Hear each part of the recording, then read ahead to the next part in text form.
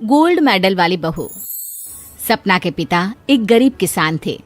माँ पिता खेत में काम करते तो पीछे से सपना गांव के बच्चों के साथ हॉकी खेलती। एक दिन शाम को, सारा दिन खेलती रहती है, ये नहीं कि छोटे भाई को संभाले। माँ पता है, मैंने आज हॉकी में पास के गांव के लड़कों की टीम को हरा दिया। अरे वाह वाह मेरी बेटी, शाबाश।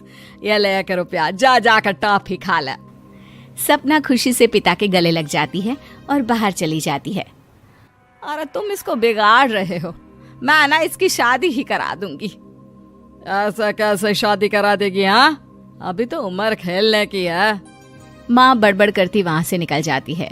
लेकिन शाम को उन लोगों के घर कुछ लोग आते हैं। अरे राम सुखिया, जरा ये तो बतलाओ, सपना के बारे में क्या सोचा है? अरे क्या सोचना है मास्टर जी, पढ़ रही है, जितना पढ़ सकती है पढ़े, फिर शादी करवा देंगे, कोई अच्छा सा गांव का ही लड़का देख लेंगे। अरे तुम तो उसके पिता हो, तुमको कुछ नहीं पता? माँ घबरा जाती है। अरे का मास्टर जी, का पता नहीं, का हो गया? हम तो इनसे पहले ही बोल रहे थे कि लड़की की जात है, संभाल लो। अरे भाभी जी, आप भी ना कभी अच्छा भी सोच लिया करो। अरे सपना क्या खेलती है हॉकी, बड़े से बड़े आदमी भी नहीं जीत पाते हैं उससे। कल गांव में एक टीम आ रही है, लड़कियों की हॉकी खेलने उसे भेज देना, वहां शायद कुछ बात बन जाए। अरे ना मास्टर जी, कोई खेल वेल नहीं करवाना हम लोगों को, वो भी शहर के लोगों के साथ तो बिल्कुल भी ना। शहर के लोगों को ना कोई भरोसा नहीं होता मास्टर जी। अरे कैसी बात कर रही हो सपना की माँ, बुरा आदमी तो हर जगह मिल जाएगा, उसके लिए शहर का और गांव का। हाँ मास्टर जी, हम लोग तैयार हैं, कल आ जाएगी सपना वक्त से। माँ के लाख मना करने पर भी पिता सपना को हॉकी टीम के लिए भेज देते हैं। शाम को सपना वापस आती है, लेकिन लट के मुंह से। और क्या हो गया, मार खाई हो का? कौन मारेगा हमें? कोई मार वार खाकर नहीं आए। अरे फिर शकल पर 12 क्यों बजे हैं, बताओगी? देखो माँ, आप समझोगी नहीं, बताकर फायदा क्या है? अरे बिटिया रानी, हम तो समझेंगे ना, हमें ही बता दे। सपना पापा के गले लग जाती है। पापा, मैं ना सिलेक्ट हो गई हूँ भारत की हॉकी टीम में खेलने के लिए। अरे वाह, ये तो बहुत ही खुशी की बात है मेरे बच्चे। फिर मेरी गुड़िया काहे परेशान है? पापा, मुझे दिल्ली जाना पड़ेगा आगे की प्रैक्टिस के लिए। माँ जो सारी बात सुन रही होती है, जोर से चिल्लाती है। एक पैसा नहीं है मेरे पास, समझी? कुछ नहीं दूंगी। शादी के लिए लड़का फाइनल भी कर दिया है, कल्ले का बेटा, वो शादी कर लेगा तुमसे। सपना पिता की ओर देखती है। अरे देख सपना, खेलने दिल्ली जाना है तो सिर्फ इसी शर्त पे कि आकर कल्ले से बेटे से चुपचाप शादी कर लेगी, बोल। अरे ठीक है ना, कल्ले का बेटा तो बहुत ही समझदार है, सरकारी नौकरी है उसकी, मान गया वो तो सपना शादी कर लेगी। सपना भी धीरू, जो कि कल्ले का बेटा था, उसे जानती थी।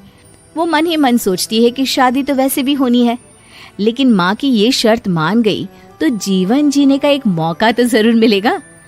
हाँ, मुझे मंजूर है। तो कल मैं उन लोगों को बुला लूं? पिता और सपना दोनों एक दूसरे को देखते हैं। अब माँ ठीक है ना, बुलाने की क्या जरूरत है, वो लोग पसंद कर रहे हैं ना मुझे, वही ठीक है।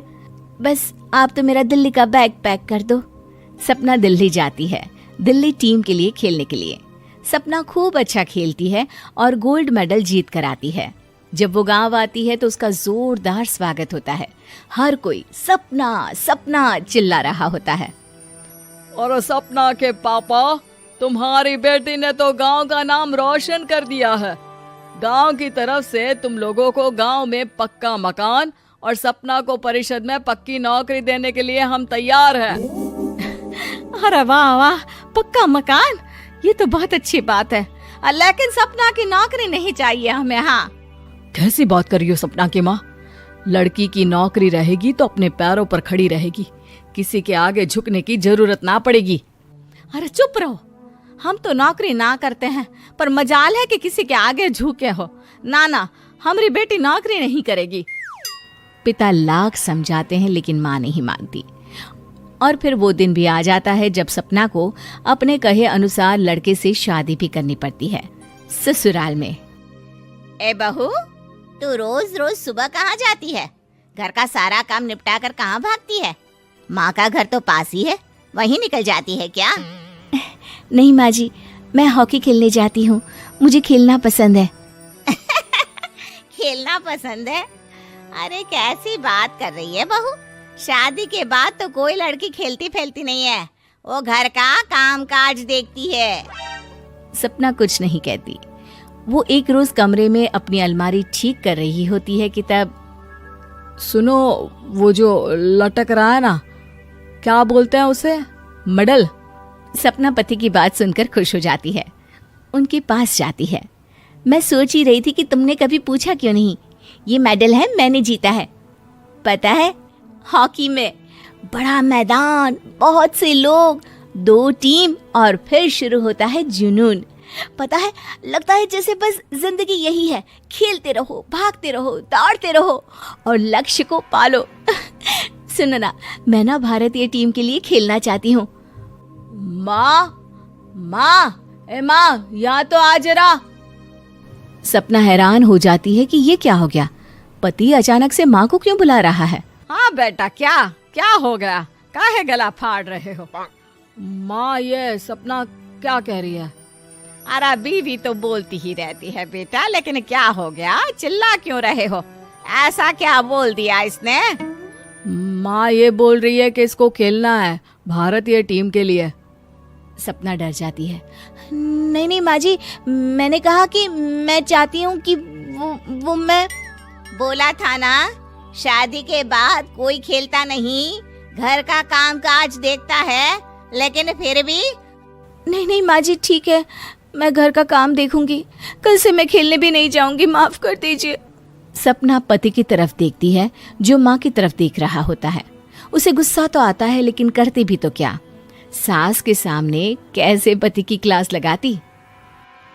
अरे बेटा, अब क्यों घूरे जा रहे हो बहू को?